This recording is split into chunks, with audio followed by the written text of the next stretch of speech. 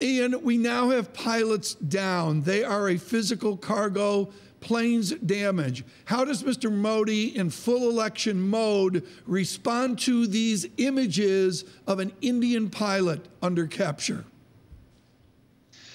It's going to be incredibly difficult, and not everything will be in his control. I think Indian anger has run extremely high since mid-February, when there was this terrorist attack earlier in Kashmir.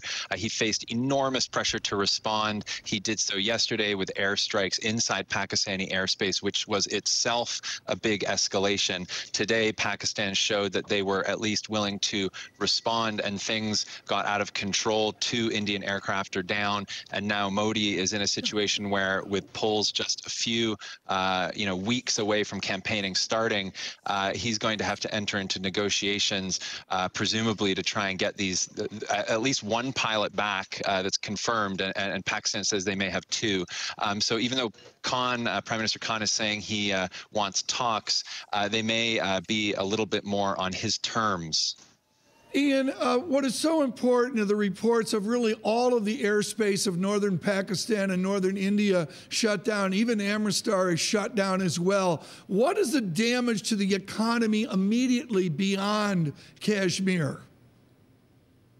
Yeah, it's hard to fully quantify. I think the tensions between India and Pakistan flare every once in a while. They're very, very rarely this widespread. We know that India and Pakistan, despite being the biggest economies in the region, barely trade with each other.